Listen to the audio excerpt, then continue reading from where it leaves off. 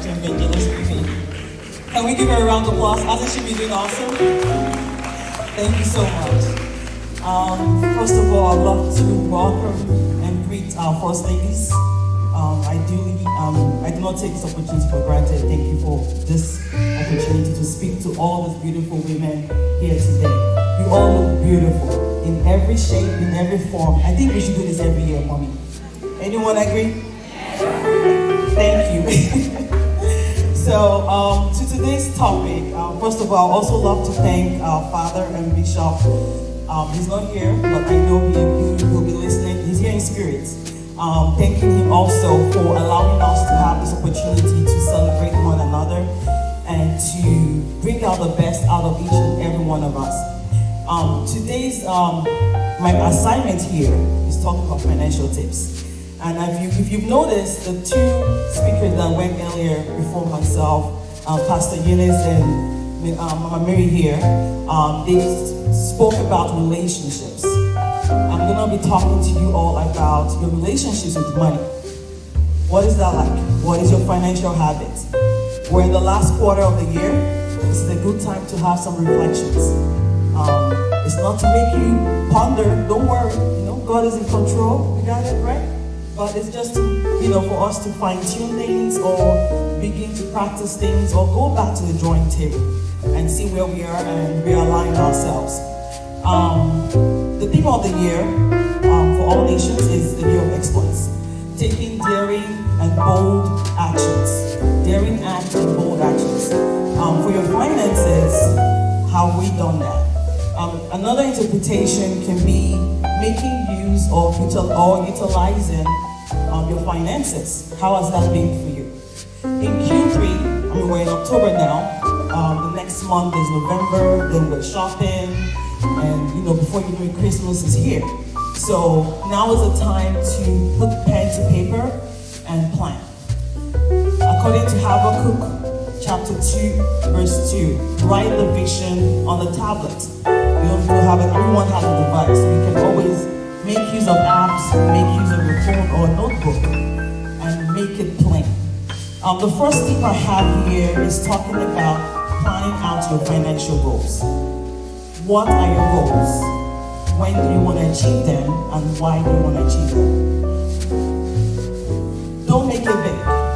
You might have big goals, but set them into smaller bites. A good example is establishing an emergency funds. How many of us can truly say we have emergency funds saved up in the event another COVID strikes again? We saw that a lot of families were heavily impacted by that. Thank God, the federal government stepped in and the stimulus checks helped.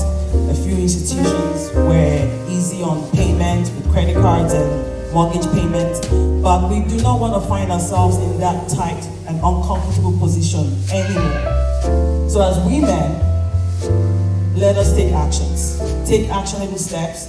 Start with a goal of $1,000. Let that be your goal to save, even if it's $5. Just like Mommy always says, start small, but don't do nothing. Start small.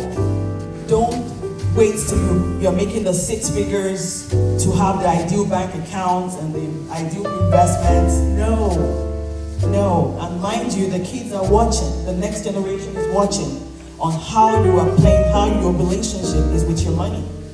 So as we are acquiring all these assets, we also need to be teaching the upcoming generations, our kids, how they're going to manage those assets, how they're going to manage those funds you've left for them. So point number 2 I have here is to prepare a budget.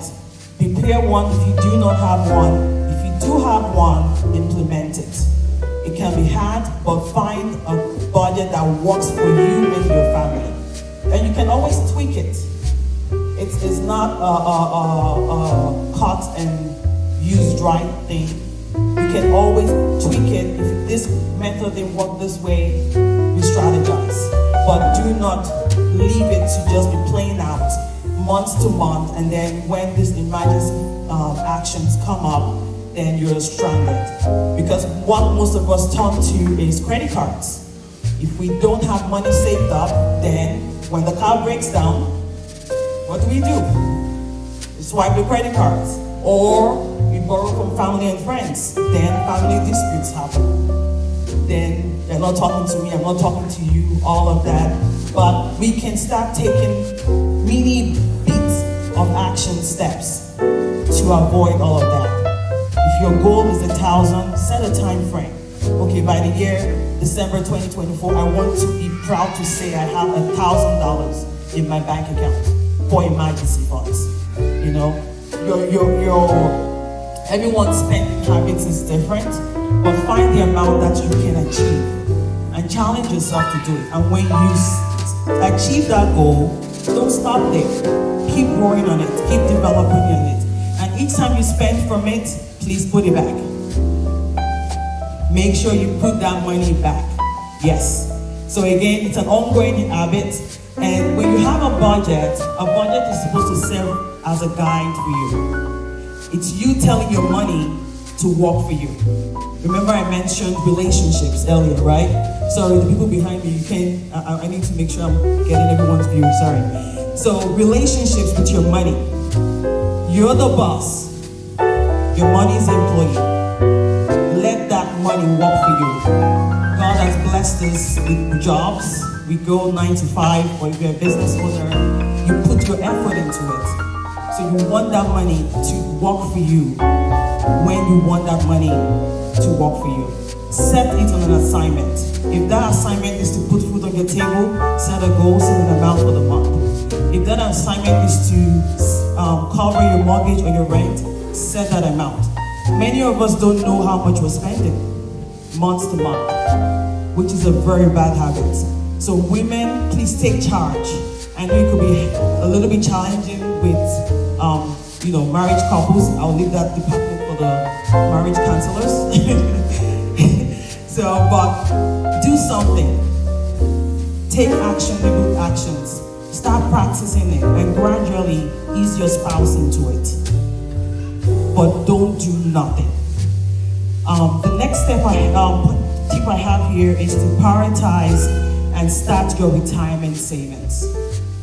I hear this so many times, and we have individuals and it's time for retirement and they don't have anything.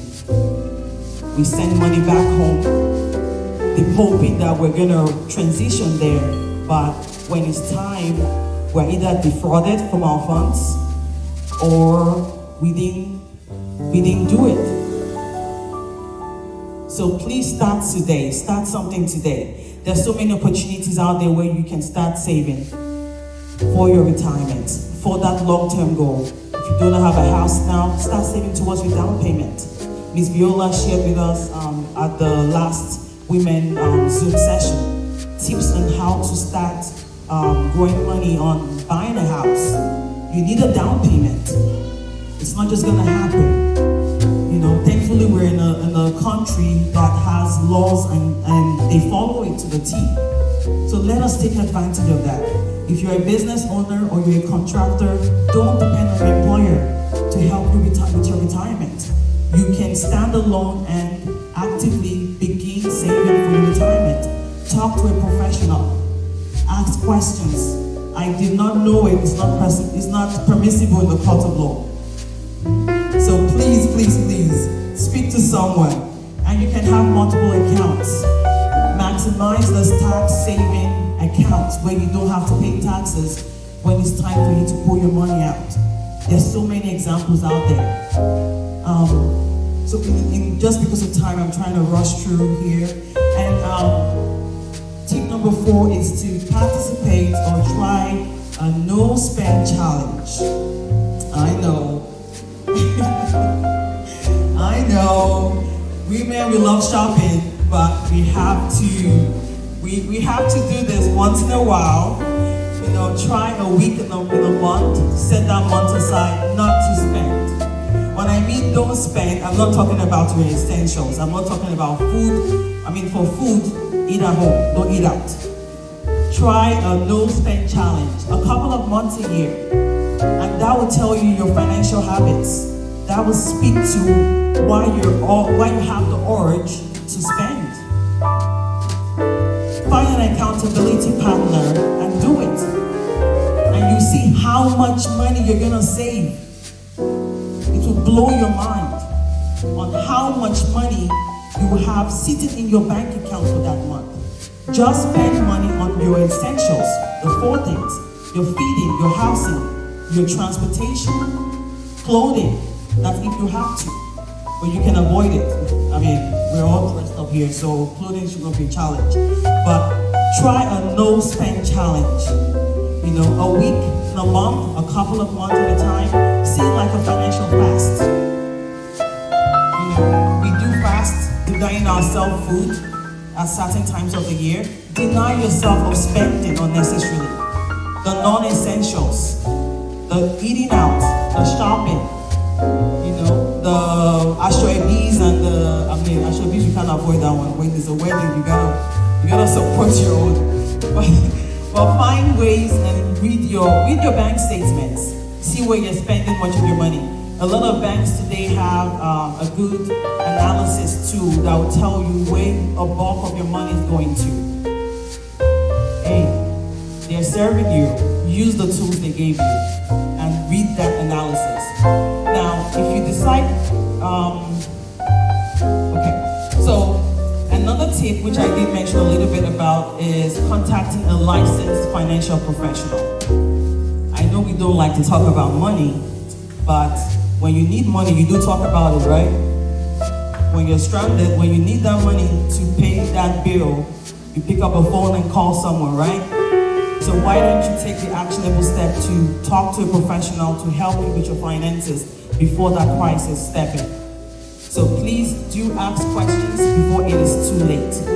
When you're ready to buy a house, when you're ready to make a big move, starting a business, and you need capital to start that business or do that investment, and you don't have the money, that's not a good time to start saving or to start scrambling for where to find money. Credit cards are not the way. And last of my point is to start a side hustle to bring in additional income. Ladies, you see all this beautiful things you see around from the door in here was done all by side hustles. They started on the side and it has grown into a big thing. Miss Christiana Vincent and Miss Abrefi, I believe Irene also was on it. And am I missing anyone out? Did I capture everyone else? Sorry, I don't have my glasses. Food care, yes. Miss Food Care, Miss Viola. You know, a lot of side hustles, you know, put together, brought out a beautiful thing here tonight. So please do well to start that side hustle. Tomorrow is not too late. You know, the catering going on, the food we're eating, it's a business. It started as a small-time business, and today is a big thing. So please start something. If you need help in directions on how to go, but do not do nothing. I hope you've all taken a few of my points tonight, or tips, and please practice it. You can talk, but let actions follow. Thank you. Thank you very much.